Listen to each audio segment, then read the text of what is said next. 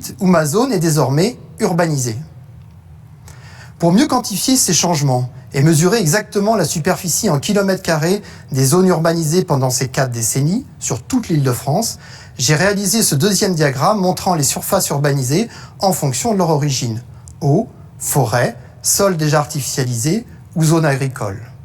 Vous l'avez vu à travers cet exemple simple. Quelle que soit la nature, la volumétrie ou le format de vos données raster, la plateforme ArcGIS est un système complet pour l'imagerie, qui innove en permanence pour vous en faciliter l'usage en desktop comme en web. Merci Gaëtan, tu ne bouges pas parce qu'on a encore besoin de toi pour la toute dernière démo de cette plénière. Mais Christophe, ces satellites qui sont envoyés par centaines chaque année dans le ciel, forcément, ça va provoquer un embouteillage de données, des volumes encore plus grands à gérer. C'est faisable ? C'est tout à fait faisable, c'est ce qu'on appelle le data déluge, le déluge ou l'avalanche de données. ArcGIS est capable de gérer ces big data géographiques et aussi ces big data d'imagerie. Et c'est pour ça aussi qu'on va sur le cloud, parce que le cloud nous donne des capacités que nos utilisateurs n'ont pas besoin d'investir sur leurs propres infrastructures. Alors Christophe, depuis le début de cette émission et de cette plénière, on se dit qu'on essaie de faire entrer le monde dans la machine. Mais le problème, c'est qu'on est d'accord, le monde n'est pas plat. Non, c'est une évidence, le monde n'est pas plat, le monde est en relief et les contenus 3D sont devenus de plus en plus présents dans les systèmes de nos clients, de nos utilisateurs. Pourquoi ? Parce que c'est de plus en plus facile de lever, comme ici, vous le voyez sur la vidéo qui va tourner, à Saint-Quentin-en-Yvelines, dans la communauté d'agglomération de Saint-Quentin-en-Yvelines, nos clients se dotent de plus en plus de riches contenus 3D qui décrivent le territoire. Et ces données, elles sont disponibles partout, que ce soit sur le web, que ce soit en mobilité. Vous pouvez emmener la maquette du territoire avec vous. Et ça réalise à la fois des visualisations captivantes, qui attirent l'œil. On repense à BNP Paribas Real Estate tout à l'heure, l'aspect gamification, mais aussi des analyses pertinentes sur la troisième dimension de l'information. On poursuit nos investissements sur ce sujet-là, on n'arrête pas bien sûr. Esri vient notamment de faire l'acquisition récemment de N-Frames. N-Frames, c'est une entreprise allemande spécialisée dans la construction de modèles 3D urbains à partir de procédés photogrammétiques et donc d'imagerie. Et nos clients vont retrouver très rapidement des outils de ce type à l'intérieur même de la plateforme ArcGIS. Et il n'y a pas que ces contenus qui prennent du volume, les pixels aussi. Et d'ailleurs, c'est une nouvelle solution qui est développée en ce moment par ArcGIS. Ça s'appelle les voxels. Alors, si vous connaissez Minecraft, a priori, les voxels, ça n'a pas à avoir de secret pour vous. C'est un modèle d'information 3D pour la visualisation et l'analyse. On a laissé Gaëtan sur le rooftop tout à l'heure. Il va quand même falloir aller le rechercher maintenant. Gaëtan, les voxels, c'est à toi. Je suis ravi de clôturer cette série de démonstrations en vous présentant les couches de voxels, un nouveau type de données exploitables depuis la dernière version d'ArcGIS Pro. Ces couches permettent de visualiser et d'explorer en 3D des phénomènes multidimensionnels de manière très interactive.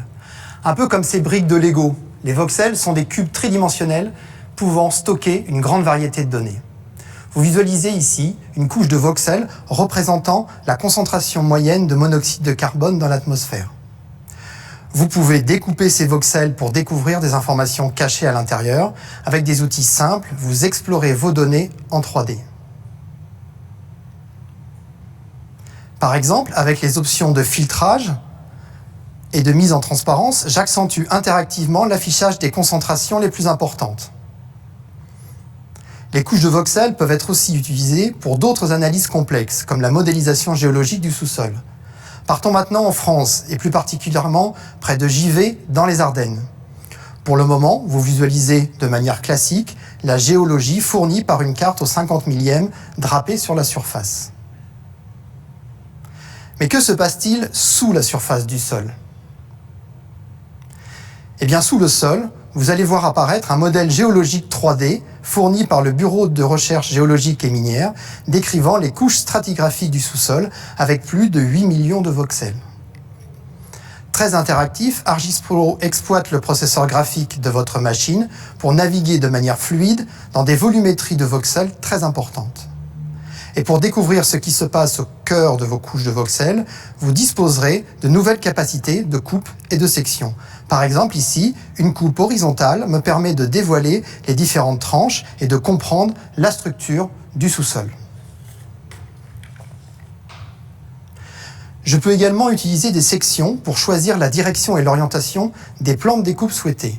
Les sections peuvent être créées et enregistrées dans mon projet ArcGIS de manière à être imprimées pour enrichir mon étude. Ici, je vais créer interactivement une nouvelle section. En la déplaçant, je vais pouvoir visualiser parfaitement les formations présentes de part et d'autre de cette faille.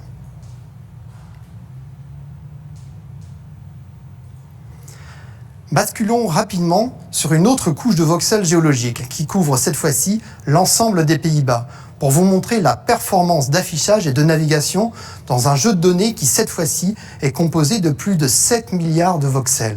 Et vous voyez avec quelle facilité et fluidité je me déplace. Après le ciel, la terre, terminons par la mer. Étudions maintenant la température de l'eau de l'océan Atlantique tout au long d'une année. La couche de voxels vous permet de regarder cette donnée de différentes façons. Par exemple, en définissant une isosurface à une valeur spécifique, comme 13 degrés, ici. Cette valeur, vous pouvez la modifier interactivement. Dans les exemples précédents, nous affichions une variable relative à des données tridimensionnelles, x, y et z. Mais les couches de voxels peuvent utiliser une quatrième dimension, à savoir le temps. En utilisant cette dimension temporelle pour filtrer et animer votre couche, vous pourrez voir des phénomènes comme ici la poussée en rouge et jaune vers le nord, qui n'est autre que le Gulf Stream. Ces données Open Data sont issues de la NOAA, mais vous pourrez générer des couches de voxels à partir de couches 3D de points, de couches raster ou de traitements comme avec l'outil de crigeage 3D. Véritable innovation pour aller plus loin avec votre SIG 3D, les couches de voxels ont un énorme potentiel d'analyse et nous avons vraiment hâte de voir ce que vous en ferez. Merci Gaëtan, et tu remercies évidemment de notre part à nouveau Julie et Sébastien. Vous avez été un trio parfait sur ce rooftop. Christophe, c'est presque la fin de cette plénière SIG 2020. Et oui Marjorie, c'est l'heure de la conclusion. Vous l'avez vu, Esri innove encore et toujours à votre service, au service de vos idées et au service de votre créativité. Nous sommes réellement impatients de voir ce que vous allez faire de toutes ces innovations. Car c'est vous qui cherchez des solutions aux problèmes géospatiaux de vos organisations et c'est vous qui trouvez ces solutions. Car vous faites réellement la différence et nous sommes extrêmement fiers d'avancer avec vous et de vous servir. La semaine ne fait que commencer. C'est désormais à vous de prendre la parole, c'est à vous de prendre le pouvoir de SIG 2020. Et je vous souhaite une excellente conférence SIG 2020. Et Marjorie, il me reste à te remercier pour cette matinée et cette présentation. Merci à toi et merci à vous.